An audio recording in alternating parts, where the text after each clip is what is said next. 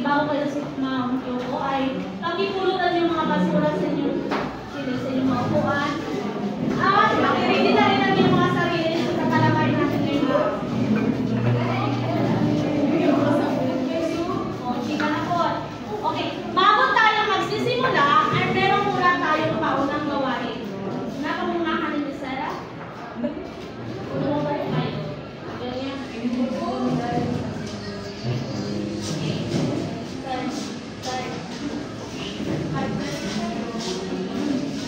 Ngayon, ang ating lalaruin ay tinatawag natin na message relay. So, ang gagawin lang natin ay merong quest. So, hindi lang, magkakat muna tayo para magsisimula kayo Miss Valdez. 1, 2, tatlong grupo lang. Isa, dalawa, tatlo. Isa, dalawa, tatlo. Isa, dalawa. Isa, dalawa, tatlo. Isa, dalawa, tatlo. Isa, Dalawa, Tatlo. isa. Dalawa, tatlo. Isa, dalawa, tatlo. Isa, dalawa, tatlo. Isa, dalawa, Tatlo. isa, dalawa, tatlo. okay, magsitayo ang unang grupo. Kailangan ng parang kapigilan ng relation.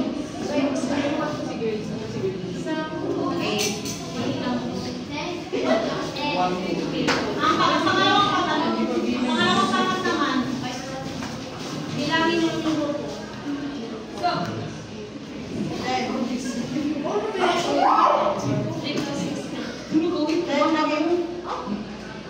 Ang pangalawang member ay tatalikod muna. Huwag mo na, magkilig muna. May tatalikod kayo. So yung unang member ay pupunta dito sa akin ay may kukunin kayo, papel, at nagkuha nito may words ibalik. So dapat, ikatunin niyo ang isang member ay tapingin nyo lang ang kanyang balikat, kapitin, at walang sounds na maririnig. Yung bibig lang na action na mag-bibig na walang sounds na maririnig. Dahil kung may maririnig ako sa boses, ay disqualified. Naiintindihan?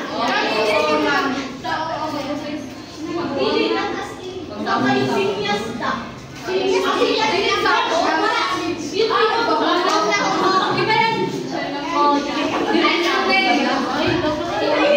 Ikaw na kaya dito ha? Ikaw na kaya. So dapat bigay ka mo ha? Okay.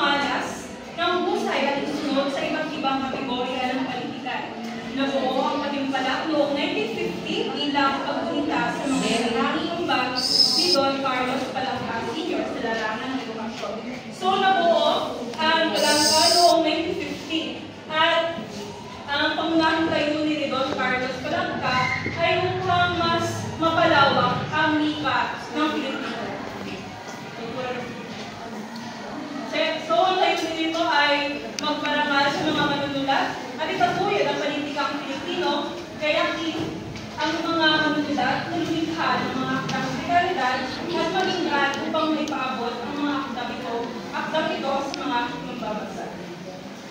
So ito si Don Carlos Palangka, no? Also, and ano rin siya, no? Si Don Carlos Palangka, isa rin siyang Filipino-Chinese. So, ito yung mga kategorya ng patimpala ng Don Carlos Palangka. Dulang may isang yugto, dulang ganap ang haba, nagsalaing nobela, may kwentong pambata, dulang kontribusyon, dulang pang-artilit, dulang. So, noong 1997, tatlong kategorya ang inusahan para sa mga magiging kwentong naisulat sa wikang Ilocano, Cebuano at Hiligaynon. Dahil nga, noong 1950 ay mas napalawak na ang ganitong patimpala na umabot na sa iba't ibang lugar. And samantala noong 1998, sinasimulan ang patimpala para sa kabataan sa Naysay upang maligaya sa mga kabataan sa mataas na paaralan na maging mahusay na manunulat mula ng 2000 hanggang 2005. Ginawad ang parangal para sa mga tinilikha ng kabilang sa kategoryang futuristic fiction, which means science fiction. For example, diba noong binuksan sinimulan pala ng 1998 yung ganitong patimpala para sa mga kabataan upang yung mga kabataan ay mas ma-engage pa sila katulad ng kay Miss Presley, diba? Yeah. So, noong 1995, wala sa mga maging mula sa Gawad Palangka ay tinanghal sa Sentro Pangkultura ng Pilipinas. Ang huling pagtatanghal ng mga ito ay ginanap sa Luneta, Afghanistan. Noong 1995 naman, nabuo ang Palangka Hall of Fame bilang pagkilala unang gantimpala sa patimpala ng mahigit 5 beses na sumunod na taon sinayaan ang Bawat Palangka ang kauna-unahang nitong creative writing workshop sa iba't ibang kolehiyo at universidad. So, ito yung mga manunulat na nanalo sa Gawad Palangka. So, first or pinakauna talagang nanalo or pinakaunang-una na nakatanggap ng Palangka Award ay si Genoveva Eduardo Pedroza Matupi sa Akdang Ang Kwento ng Mabait. Then si Pedro Esdanlan sa Akdang Mahagis na Kamay. And then si Ipi Kapulong, Janet, Buwan at mga kapatid. By the way, itong pagkakasunod-sunod is first, second, third, fourth.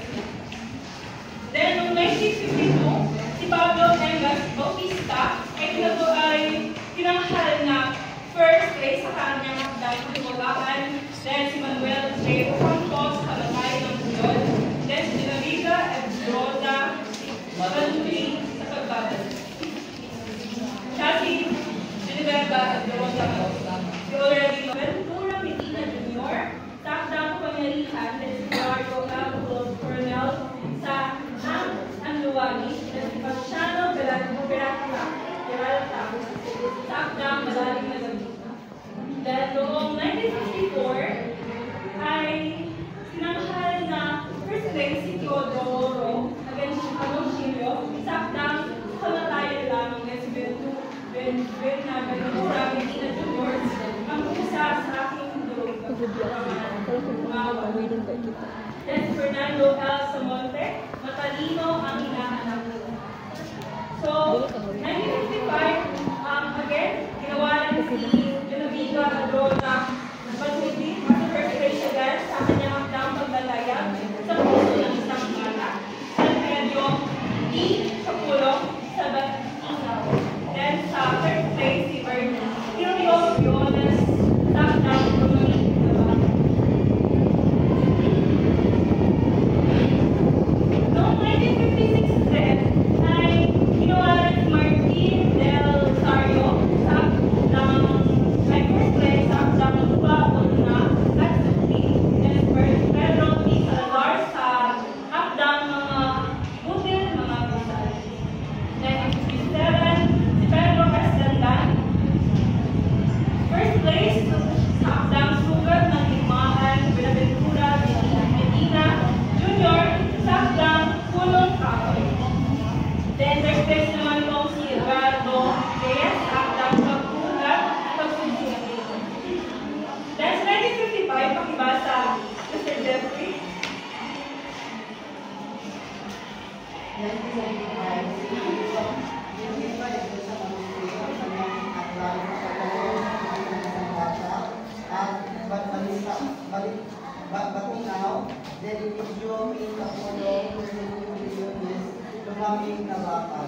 So, sila yung nanalo during sa 1955. So, ito si Benaventura Medina. Kaya siya yung nananako siyempre on December 1, 1998 ay staff nila ni Benaventura siya yung akdaling dalawang limang masuro na karamihan ay mga bela at tungkol sa Krisisismo. Hindi ko nakita yung front page na sa may Corona, pero siya sa sulat ako ng bagay. Then, noong 1968, pakibasa sa Mr. Jeffrey Morales. 1968. Manunula, Luciano Pineda, Simplicio Visa at Pedro S. Delgado. Mga akta, ang mangingisda, mahaba ang daang kapal at lakas. So, sila din ang nanalo during sa 1968 na naging kagwagin si Luciano Pineda sa kanyang akta, ang mangingisda. So, 1959, si Benaventura again, Medina Jr. sa kanyang naging na akta, then Pedro L. Garte, Stero, Henry Sabwe, Banglaw, Anambuan. So, 1960, ang Benaventura first place at Eduardo D. Reyes, ang Tanggol, then Andres Cristobal,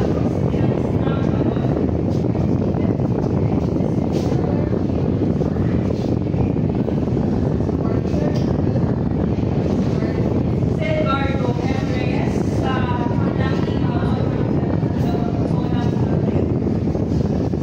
So, sa 1961, pakiba sa Pilipining Divine.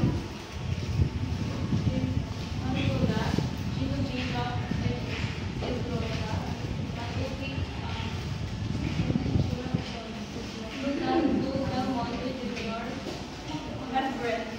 Reyes Sabwe.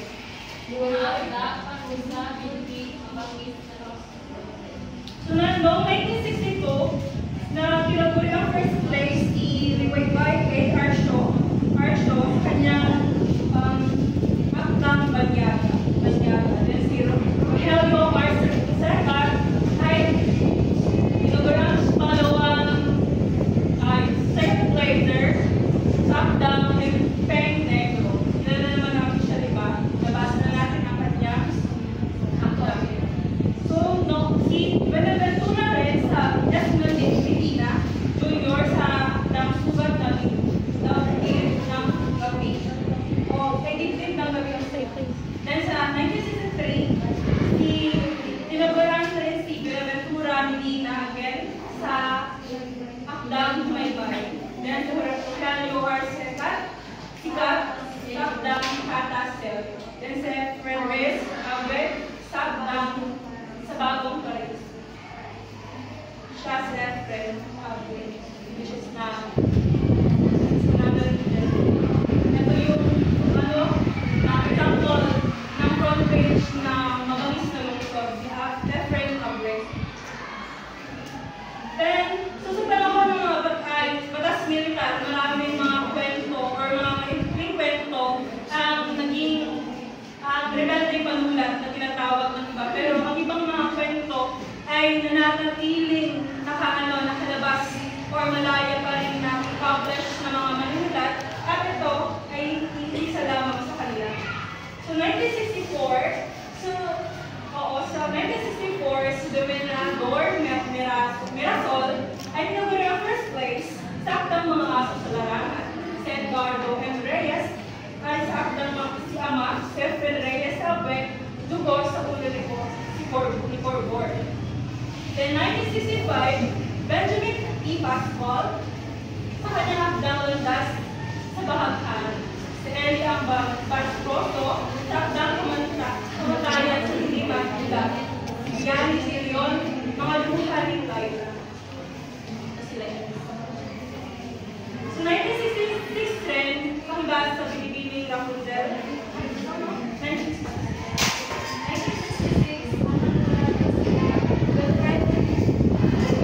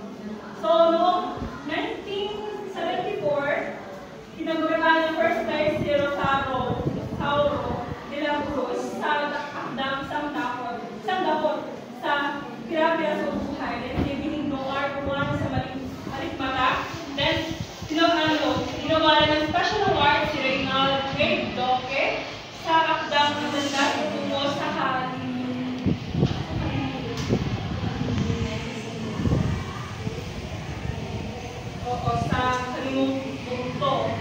Then, gawa na honorable mention si Efren Reyes Salver sa kanyang akdang Ang Buhay sa Ating Panahon. Then si Dr. S. Fernandez sa Ulupo.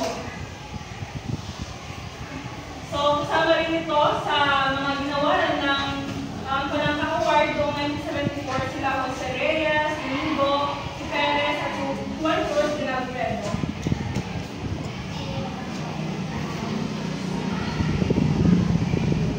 So, ito rin, kasama rin sila sa 1976, then pababa sa 1977. Then si Benigno Arcuan, siya ay isang mamahayag at author. Tumanggap siya ng maraming parangal tulad ng Don Carlos Palangka Memorial Award for Literature sa mga Malagtas Award, Binhi Award, Bawat Malagtas mula sa opinyon ng mga manunulat sa Pilipinas, pati palak ng surian ng ikang pagbansa para sa Naysay, at yan din pala sa palak ng panitik ng samahang Malagtas. May iya picture sa mga ito.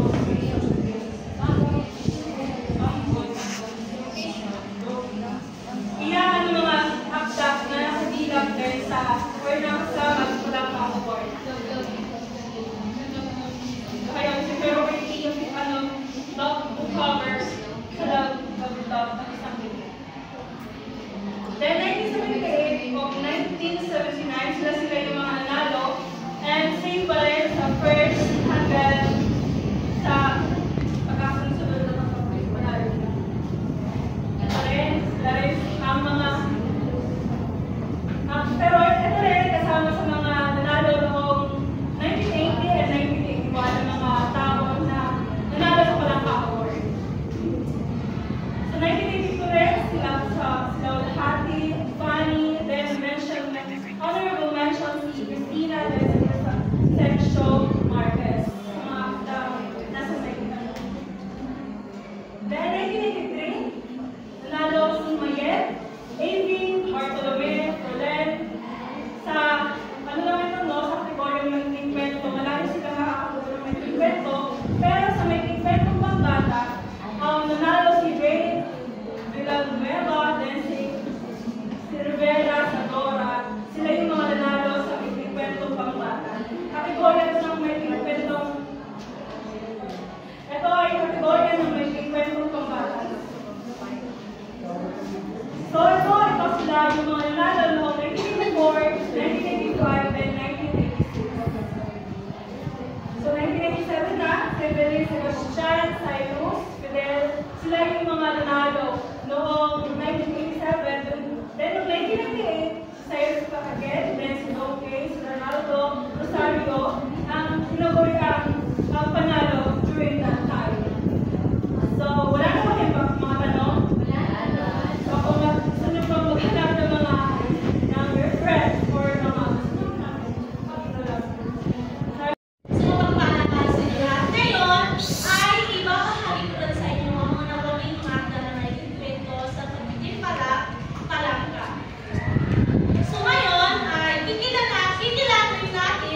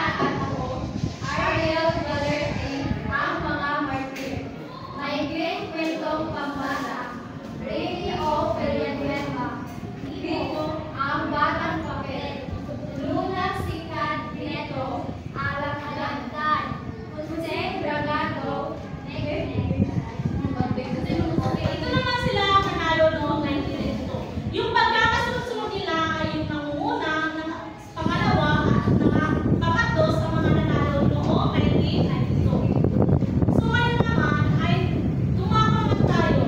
Okay, Miss Adlawan at Marcia Bipon Pumibasa.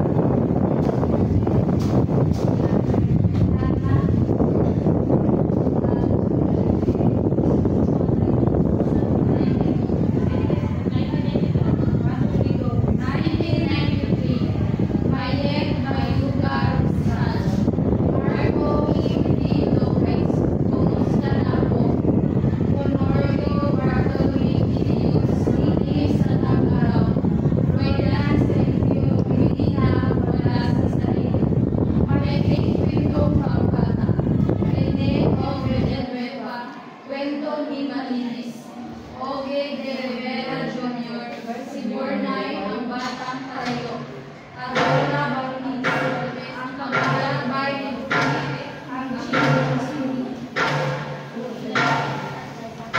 Sa 1984 naman, nakibas sa Wesley Wine, Mia Rivera.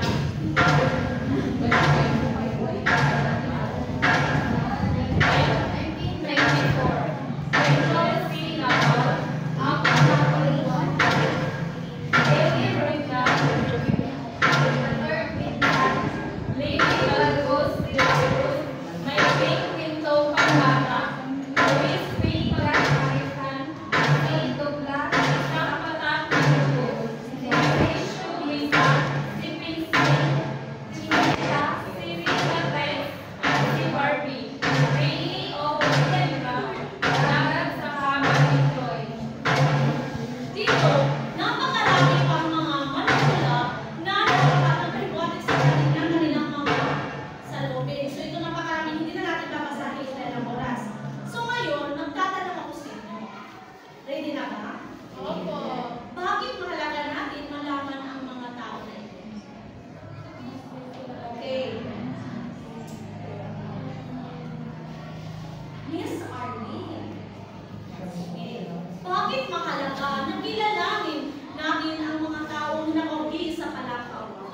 Napakahalaga na kilalanin natin ang mga tao na naguli sa Palakawan upang magbigay ng papuri sa kanilang mga nagawa na ilathala na naging nakabenepisyo ang mga magbabasa. Isa ito sa mga parangal upang mabigyan sila ng papuri. Bigyan natin siya ng